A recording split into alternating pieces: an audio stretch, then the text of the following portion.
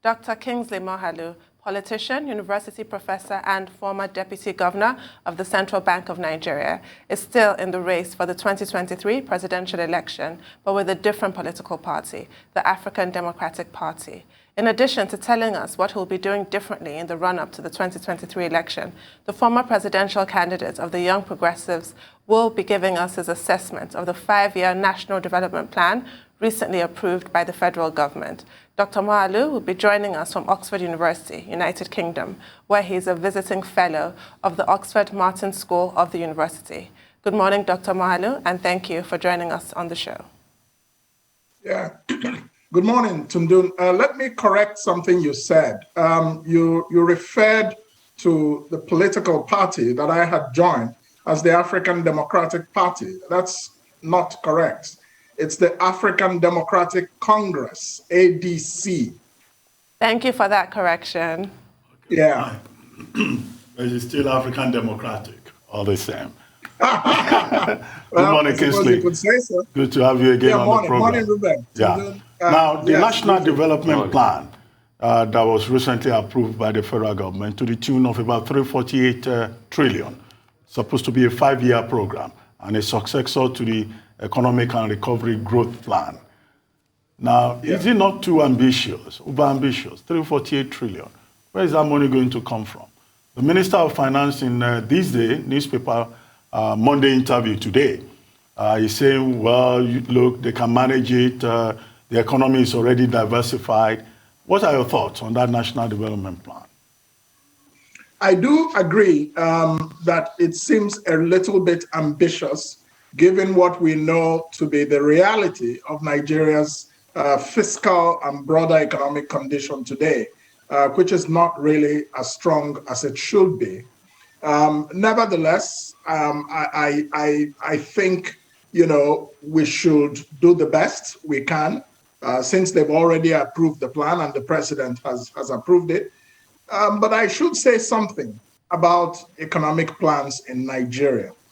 If we look at the growth, economic recovery and growth plan, we will see that most of its ambitions were not realized. And I hope that this plan will not suffer the same fate. I think it's better to be incremental in your thinking and planning and achieve your objectives rather than be so ambitious. And then at the end of the day, you really do not achieve any of the big headlines of your strategic planning. So I think implementation is a big issue with policy planning in Nigeria. Anybody, can draw up good plans. It's how it's implementing those plans. And of course, there's a bigger issue from my perspective about economic thinking in Nigeria, which is very foundational. And I always say it, we do not have a clear economic philosophy in Nigeria. That is number one problem I have with economic thinking. Number two problem I have is that the government is too involved in the Nigerian economy. So what this does is that it creates a lot of rent seeking. That's number one. Number two, it also, which is of course corruption, and it prevents the private sector from growing in an organic manner in response to opportunities that naturally exist in the Nigerian marketplace. And we have a lot of sharp, innovative business people in this country. But every businessman in Nigeria today, I can tell you, is always worried about the government because it's either they need some permit or they're worried about policy inconsistency. There's just too much government inside the Nigerian economy. And so I think that is blocking opportunities for development and growth. Just my own personal view. Right, I want to take you away from the development plan for a second and talk about the story that's the main story on today's front cover of This Day newspaper, basically about the Oshibajo support campaign opening an office, even though he has said he's not interested in running for president, and referring to Bola Ahmed Tinubu's campaign group, even though he has also not yet declared any kind of intention to run for president, whereas you have, and you seem to be bucking the trend of actually expressing a willingness to run for president. We all know plain speaking is not really a hallmark of politicians, but what's your comment on this cat and mouse game? I'm running, I'm not running. That seems to be fashionable in Nigerian politics. And also, why did you leave YPP for ADC? And if you left YPP, why not just join APC or PDP? Well, thank you. First of all, of course, I cannot comment on the individual political positions of the vice president or Tinubu or any other politician, really. But I can tell you what I know, that part of the problem in Nigeria is that politicians run for office by pretending not to be running for office. And that becomes a full-time occupation, pretense. If you're not transparent about your intentions and desires, it might lead to conclusions about your level of transparency with other things, whether it's governance, if you get what you're looking for, or whatever else. So my own personal style is that I think we've had a lot of leaders in this country who were accidental. They were not prepared. It's either that or they were so focused on politics itself, so they were over-prepared politically, but not prepared to govern. So you have these two extremes, politics without governance, and then, people just accidentally waking up and finding themselves in positions of leadership. Now, to answer your question about political parties, I left the YPP in 2019, some months after the elections. I took that decision for two reasons. One was personal to me, in terms of my values, some of which I felt I could not compromise in certain situations. So I had to take a personal decision. And also, I left because I felt after the elections and what I experienced, that the real problem with Nigeria was the electoral system, and that what we need is electoral reform. And I decided to focus my attention on the campaign for electoral reform. And I think that some of the recent developments in the National Assembly justify that strategic pivot, because for those of us who are not in the big political parties, what you need most is electoral transparency. So, I decided to focus on that rather than partisan politics. 2 years later, I came back again and said, yes, I'm interested in running for president in 2023. And I joined a political party that I felt, aligned with my values. And I examined it thoroughly, from its beginning in 2005 to now. I looked at all their presidential candidates. All of them have been intellectuals, whether it was Patu Tome in 2007 or down to Obadiah Mailafia in 2015. The ADC, respects ideas and people who have ideas. And it's also a grassroots party. Now, I should say that the ADC is part of a number of political parties that are planning to merge and form a big mega party that will be a third force to challenge the APC and the PDP in 2023. So if all goes well, and the discussions are successful, you will see emerge, either later this year or early next year, a big party that is an alternative, very clear alternative to the APC and the PDP. So these are some of the considerations that have, influenced my decision. I do not think, nothing personal, but I think like most Nigerians, I do not think that the APC or the PDP, basically the traditional political establishment, as they are constituted today, are able to give Nigerians the kind of leadership and governance we need to move millions of our citizens from poverty, to move millions of people away from refugee camps and internal displaced persons camps, and give them back their lives, their normal lives. Communities can go to their farms without being, harassed or killed by Boko Haram or other kinds of terrorists. So, the economy is in shambles.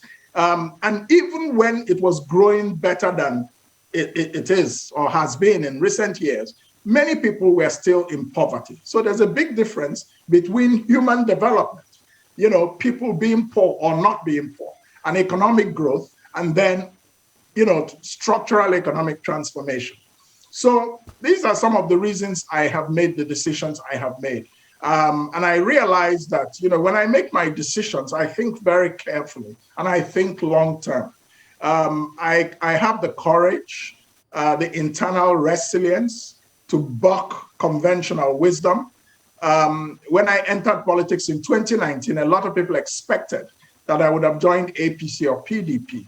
But I did not feel that my vision would thrive in those formations. And since I wasn't in this for myself, but more, in terms of what can we do to make our country better, as opposed to politics as the biggest business in town, I had to make my choices. So, all we can do is to try to come up with a strategy and a message that gets Nigerians to shift from their allegiance to these two big parties to something that works better for them. And that's what I hope the third force will be able to do as we proceed in 2022. Yes, that's the background. Okay, so two questions. You talked about how we bandy big figures around. But I remember in your campaign, your quest to become president, I think we had a personal conversation about your 500 million bond, or 500 billion bond, was it? $1 million bond, I remember. So, to be able to change the face of the economy. That's quite a big figure. So why is this 387 trillion, 48 trillion being like banding big figure to you? And I want to ask you that one personally, because you had talked about even something like this, a 500 million bond when you were running for president the last time. I actually talked about a 1 trillion. Okay, 1 trillion bond. Okay, $1 million bond. Venture capital fund. Okay, great, venture capital fund. So I get that. No, I have another question. Yeah. And secondly, when you check through this plan, what is that one sector that you think is emerging that was not highlighted, that can unlock jobs and reduce poverty in Nigeria, that was not highlighted in this plan? So those are the two questions. Well, thank you. So, except I missed it, and I might have, but I'm not sure that I saw a very high role or heavy emphasis on the possibilities for technology, especially when you consider that we have a very youthful population and they are very inclined towards technological ventures. So that's just, one thing that one could say, that I wished there had been a bit more emphasis on technology and its applications to create jobs. And this is one of the reasons why I talked about the 1 trillion naira venture capital fund. And that fund, by the way, in my thinking, 500 billion of it would be an investment from the federal government. 500 billion naira would come from the private sector, and the private sector will run this fund. It's not going to be yet another government program that gets, enmeshed in politics and people just making money, from government budgets. So the private sector will run it, and the private sector will create jobs, and it will fund two things. It will fund innovation, it will fund skills acquisition, and it will provide capital, equity capital for new businesses, not loans. We rely too much on loans, and the cost of capital is expensive. Because the cost of capital is expensive, everybody turns the central bank into a commercial bank. And the central bank is coming up with this fund, that fund, this fund, that fund. But, the results have not fundamentally changed. So it goes back to the lack of an economic philosophy. We need to be very clear about what type of economy that Nigeria should have. In my own thinking, that economy should be an economy that I call strategic capitalism, a developmental capitalist state. That's what suits Nigerians, where the government can create a vision, create a policy environment, and regulate the economy, but get out of the way. You're not going to have the government deciding this, deciding that. The allocation of resources in the market will follow the market. So I think this will grow the economy much better than, an extremely heavy government presence, which I don't think has done us any good, really. There's another problem there with too much government. If you want to be a welfare state, you must first create the wealth before you can distribute it. 2, if you want to be a statist economy, you better have a lot of state capacity. We don't have state capacity in this country. The civil service, everybody knows that our civil service is not what it used to be 50 years ago or 60 years ago. It's not very productive. It's bloated. It's not efficient. So there are a lot of issues that require deep thinking, by our political leaders. And I'm not sure if that is happening. What you have is just a lot of populism, but that doesn't solve anything. Well, I keep referencing this special interview that this day, published today, with the Finance Minister, Zainab Ahmed. And the interview is titled, "We do not have a debt problem. What we have is a revenue problem." And I know that this has been a major concern. And the minister is saying at 23% of GDP, that our debt ratio compared to other countries is still very low. And that is not something... That is what is called, that's what I call sophistry. Well, let me finish. Oh, okay. And then the second issue, earlier on you talked about implementation being an issue with regard to the proposed National Development Plan. But she is saying also in this conversation with this day newspaper that there will be a project implementation unit in place and that performance indicators will be set out.